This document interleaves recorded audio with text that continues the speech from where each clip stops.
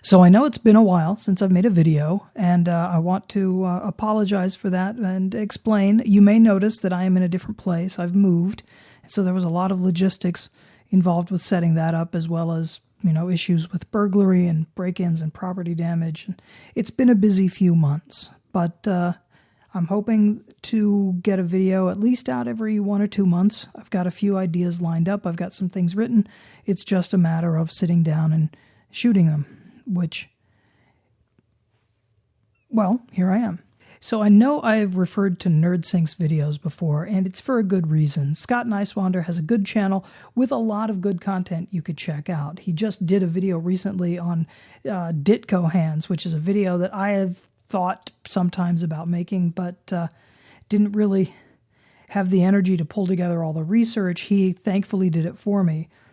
Sometimes his videos get a little political. I'm not as on board with that, but you take what you can. It's a good channel. You should go check it out. But you may remember that I referred to Nicewander's video about Wonder Woman in my DC's Dark Age video a while back.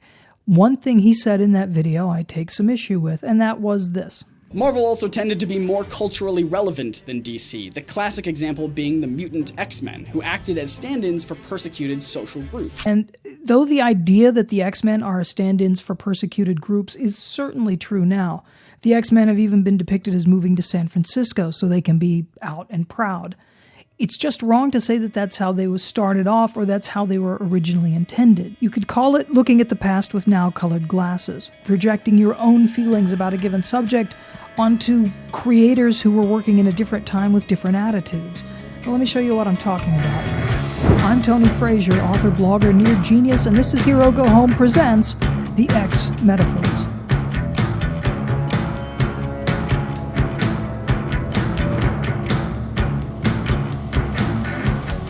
Now, the X-Men were created by Stan Lee and Jack Kirby in 1963, and they are one of the later and lesser additions to the Marvel Universe in its earliest days.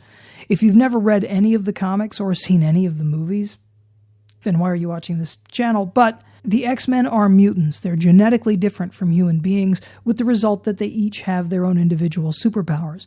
The original X-Men were high school students attending a private academy for gifted youngsters run by Professor Charles Xavier, Professor X for short. And if you're wondering about my pronunciation of that name, you can see this video where I talk all about that. Now, the original team consisted of Cyclops, or Slim Summers, who shot power beams from his eyes, Angel, who had a pair of wings on his back and flew like an angel, the Beast, who had heightened strength and agility and really big hands and feet, Iceman, who could create ice out of thin air, and Marvel Girl, who had the power of telekinesis. Now, this was not the most dynamic group of heroes. They're not designed around some sort of core concept. Obviously, they were just a random bunch of powers thrown together. And it's obvious in the first few issues that Stan and Jack were stretched a little thin. For instance, in the month that the first issue was released, Marvel released 14 books that month. Stan Lee is credited as the writer or co-writer on all of them, in addition to being the editor of the entire line. Kirby is credited as penciler on 4 of them, in addition to being the penciler or co-penciler of 9 covers. That's an insane workload, and it's apparent from looking at the issues that the X-Men were not at the front of the line as far as their attention goes. And if you've ever looked at early Kirby work and then at his work later in the Marvel days and noticed that it seems to get a lot sloppier and more simpler and more elemental, it pretty much started happening right around this time when Kirby was having to draw so much every month. Now, with the right inker like Joe Sinnott or like Dick Ayers on Fantastic Four number 19, here, that's all you needed. But Paul Reinman's inks on the early X-Men issues look really crude. Now, Stan Lee was having his own problems as well. The characters aren't very consistent in those early issues. For instance, Cyclops dropped his nickname Slim in favor of his first name Scott in just the first few issues. Likewise, the Beast, who started out talking like a Brooklyn tough guy, just like the Thing from the Fantastic Four, suddenly became the most scholarly member of the group and started using a lot of big words, much like Johnny, one of Doc Savage's assistants in the pulps. But more than just changing of characterization, Stan Lee would just lose track of stuff. For instance, in issue 3, he introduces the mutant hunting computer Cerebro, only to call it Cyberno a few issues later. Stan also famously had Professor X fall in love with Marvel Girl for one panel, as a cliffhanger that was promptly forgotten and never mentioned again. And the reason I'm talking so much about this is to dispel the notion that the X-Men book was some sort of labor of love or a deliberate artistic statement.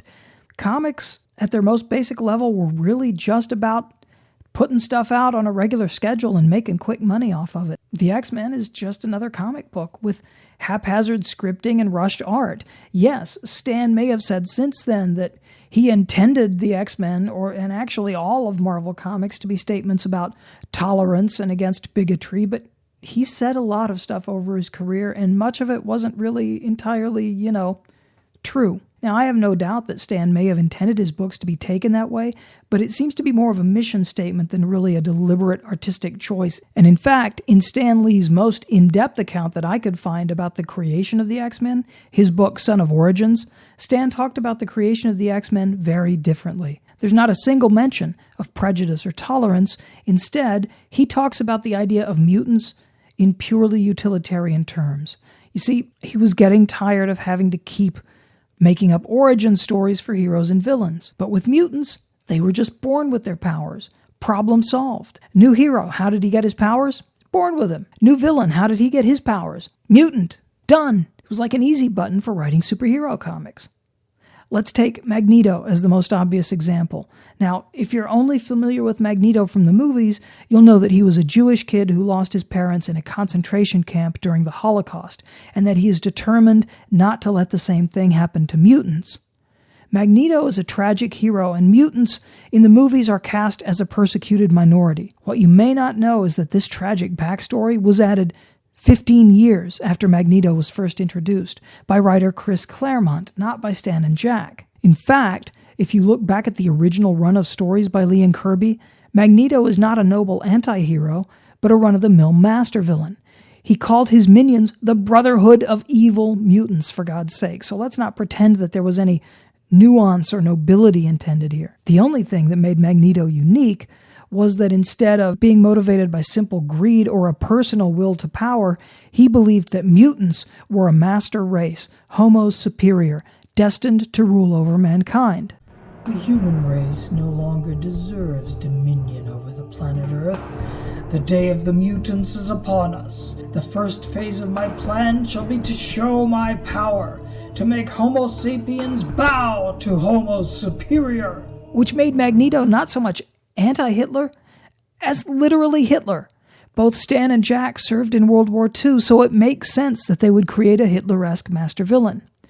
And if you think I'm reading too much into a few monologues, take a look at X-Men issue 4, in which Magneto takes over a small South American country and installs his own private army to establish his dictatorship. Those are Nazi uniforms. Yes, they have an M instead of a swastika, and they're the wrong colors, but those helmets scream Nazi. So if Magneto represents Hitler, what do the X-Men represent? In one sense, given that they were attempting to assimilate in human society, you could think of them as the American immigrants of German or Japanese descent who remained loyal to the U.S. during World War II. So then you could say that the X-Men did serve as stand-ins for a persecuted group, given that the Nisei were imprisoned in internment camps by President Franklin Delano Roosevelt. But I think there's a much more direct inspiration that had nothing to do with persecuted minorities. In the early stories, the public reaction to the X-Men was one of paranoia. In those early issues, mutants aren't talked about like a minority, they're referred to as a menace. And a big part of that menace is that you can't tell a mutant just by looking at them. They look just like us. Even someone with a very obvious physical mutation like Angel could hide it with just a couple of straps under his clothes. Your coworker could be a mutant, your neighbor could be a mutant, even your child could be a mutant, and you would never know until they revealed their powers in some sort of attack. And yes, I get that in modern times, you could interpret that as some sort of gay panic. But in 1963, that specific flavor of paranoia would have a very specific source, which was the anti-communist hysteria of the 50s. Substitute communist for mutant in these panels, and it becomes indistinguishable from any Red Scare speech given by Senator Joseph McCarthy. Someone else who seems to have recognized that parallel is X-Men screenwriter David Hayter, who has Senator Kelly give his own version of McCarthy's most infamous speech, in which he claimed to have a list of known communists working in the State Department. Well, let me show you what is being hidden, Miss Gray. I have here a list of names of identified mutants living right here in the United States. And that's only in the rare cases where there is a negative public reaction to mutants. Most of the time, it never comes up. Take Fantastic Four number 28, in which the Fantastic Four meet the X-Men.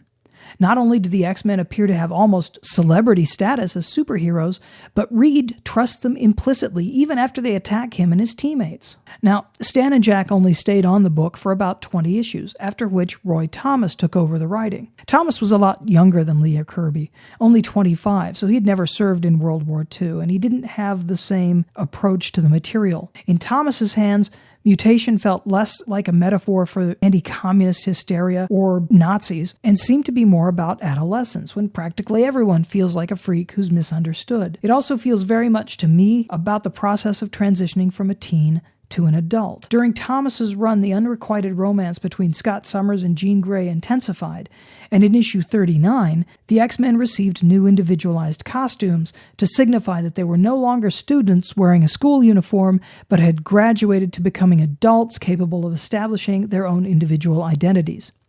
Now, this did not help the X-Men become relevant, however. The book had never sold particularly well, and even with their new costumes and Neil Adams illustrating a few issues, their adventures were essentially discontinued after issue 66 in 1970.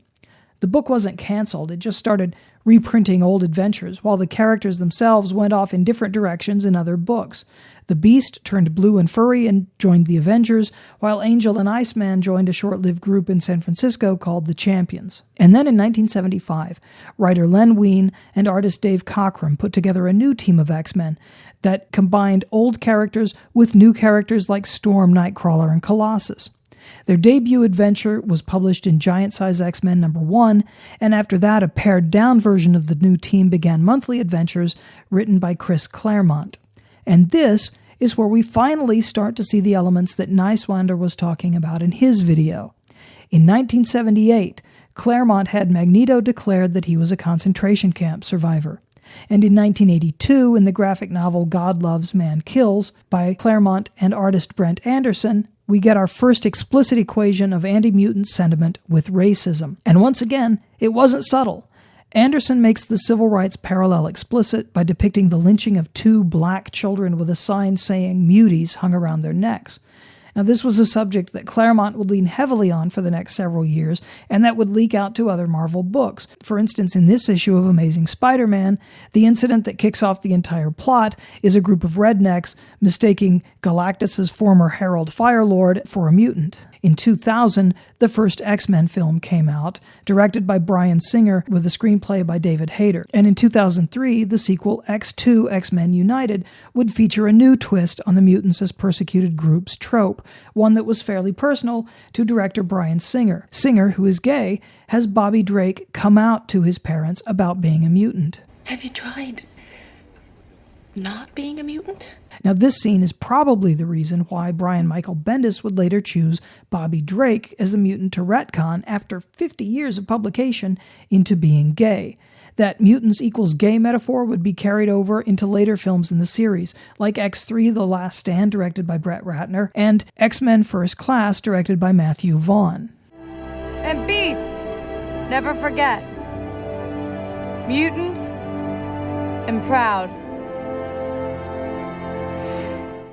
And since then, the idea that the X-Men are symbolic of persecuted groups, and gays in particular, has become pretty much the central concept of the book. The X-Men are no longer trying to keep their powers a secret and assimilate into society. They're now out and proud, going so far as to move their base of operations to San Francisco in 2007. So the idea that the X-Men serve as stand-ins for persecuted groups is certainly true now, and has been true to one extent or another for most of their publication history, going back to the early 1980s. But the implication that this was the original intent is just false. In fact, the out and proud X-Men of today are the polar opposite of the assimilate and operate in secret, closeted X-Men created by Stan Lee and Jack Kirby originally. And that's it for me. If you have any comments or questions, please leave them in the comments below. And of course, please like and subscribe and hit the notifications bell, all that stuff. If you have any comments or questions or ideas for future episodes, please let me know. I do have a Patreon, and one of the perk levels actually enables you to vote on topics for future episodes. If you want to read more articles about comic books or movies about comic books, I do have a website, herogohome.com. It hasn't been updated in a long time, but I'm hoping to start working on it again as I get back into the production flow. And of course, if you want to contact me, you can contact me by email, tonyfrazier@herogohome.com, or by Twitter @TonyFrazier1. Thank you very much for watching, and I will see you next time.